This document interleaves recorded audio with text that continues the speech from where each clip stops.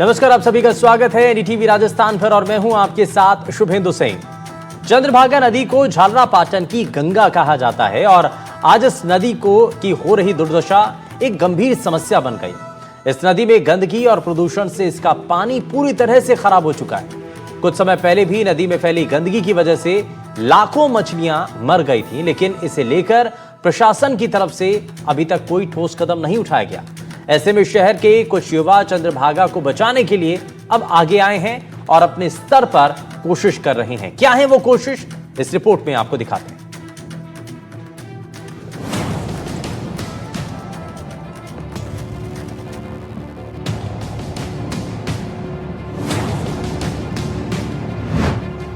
चंद्रभागा नदी पहले हड़ौती में गंगा के समान पवित्र मानी जाती थी, लेकिन आज गंदगी और प्रदूषण से घिरी हुई है, जिससे इसकी प्राकृतिक सुंदरता और धार्मिक महत्व दोनों प्रभावित हुए हैं।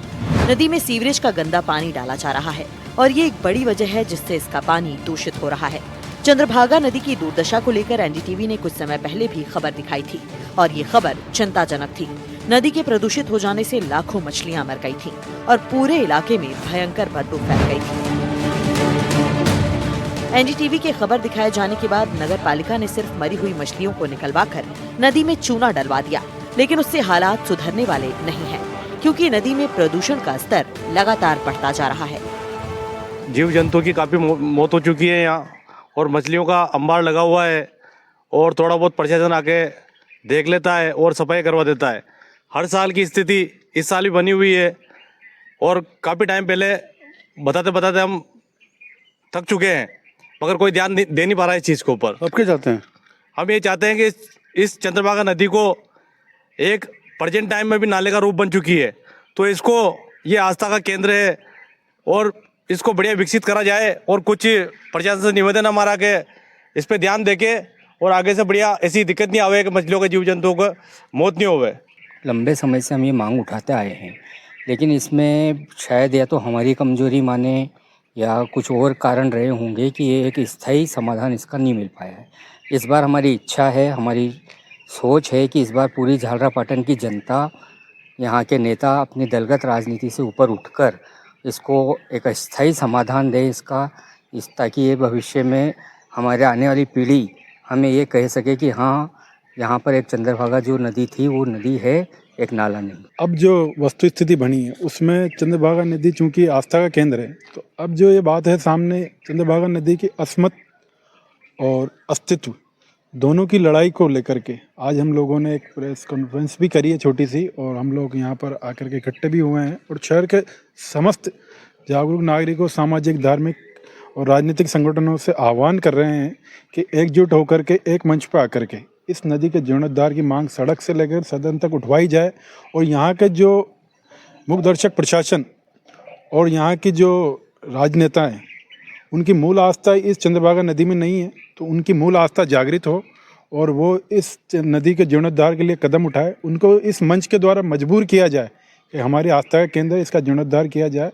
इसके लिए आज हम सभी ने यहाँ आकर के प्रदर्शन भी किया है और हम सभी इकट्ठे भी हुए हैं कि ये मंच का गठन हो और इस मांग को लगातार उठाया जाए। चंद्रभागा के पुनरुद्धार के लिए शहर के युवाओं और कुछ पार्षदों ने एक मुहिम शुरू की है, जिसके तहत नदी की सफाई करवाई जाएगी।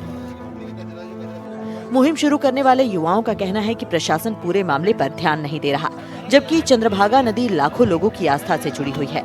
यहाँ कार्तिक पूर्णिमा के अवसर पर लाखों लोग स्नान करने पहुँचते हैं।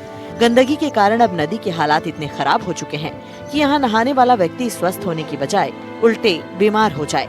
इतनी बुरी स्थिति के बाद भी पूरे मामले पर प्रशासन खामोश है। नदी का अस्तित्व आज जो बिगड़ा है, उसका बड़ा कारण शासन प्रशासन की अनदेखी और गैर जिम्मेदाराना रवैया इसके लिए प्रमुख रहा है। अगर शासन प्रशासन समय पर ध्यान देते तो आज जो हालात विकट हैं वो नहीं होते। नज़दीक में कृषि भूमि पर बनी अवैध कॉलोनियाँ, जिनका गंदा पानी नदी में जाता है, जिनसे पानी दूषित होने के कारण नज़दीक में सारे अतिक्रमण नदी के सीमा क्षेत्र में हो चुके हैं। नगर पालिका प्रशासन अनदेखी करता है और कृषि भूमि पर बनी कॉलोनियों में रोड बनाकर उनका संरक्षण कर रहा है, जिससे आज उनका जो गंदा पानी है वो नदी में जा रहा है और नदी में पानी जाने की वजह से आज जो मछलियाँ मृत हो रही है, जो मर रही है, उसकी जिम्मेदारी पूर्णतः नगर पालिका प्रशासन और जिला प्रशासन की है।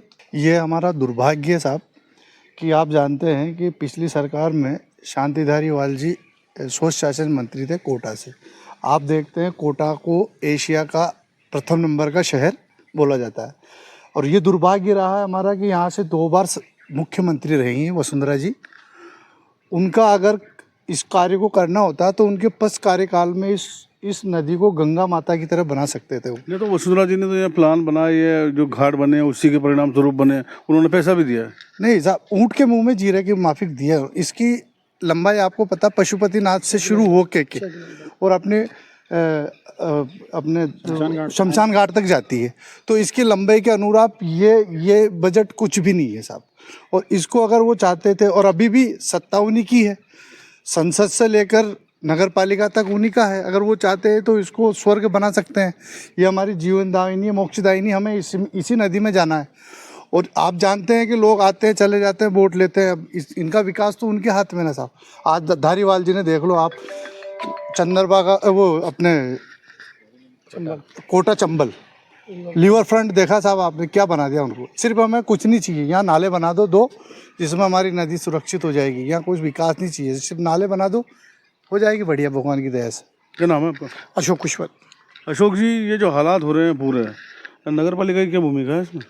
नगर पालिका बिल्कुल उदासीन है। सिर्फ जब कोई मुद्दा आता है, कोई अखबार में छपता है तो वो आके देख लेते हैं और कुछ दिनों के लिए अभियान चलाते हैं और वापस चले जाते हैं। प्रशासन की अनदेखी की वजह से गंगा के समान पवित्र नदी दुर्दशा की शिकार हो चुकी है। चंद्रभागा नदी के ये हालात सिर्फ इंसानों के लिए ही नहीं, बल्कि इसमें रहने वाले जलीय जीवों को भी प्रभावित कर रहे हैं। ऐसे में प्रशासन को नदी के संरक्षण के लिए ठोस कदम उठाने की जरूरत है।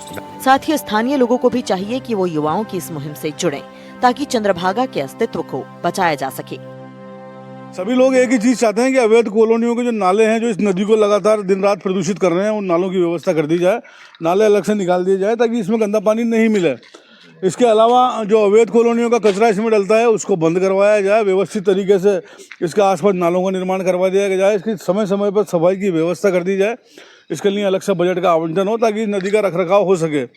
वरना इस नदी के बारे में कहा जाता है कि नदी में नहाने से, पौराणिक मान्यता है कि नदी में नहाने से कुष्ठ रोग ठीक हो जाया करता था। इसी आस्था को लेकर कार्तिक पूर्णिमा का जो अवसर होता है, लाखों लोग यहाँ पर इस नदी के पानी से स्नान करने आते हैं, डुबकी लगाने आते हैं। लेकिन आज इसके हालात ऐसे हैं कि अगर स्वस्थ आदमी को भी इसमें नहला दो तो वो भी बीमार हो जाएगा।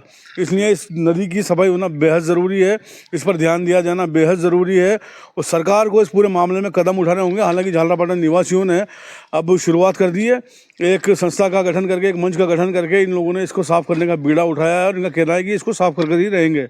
NDTV के लिए झालावाड़ से रियाज खान।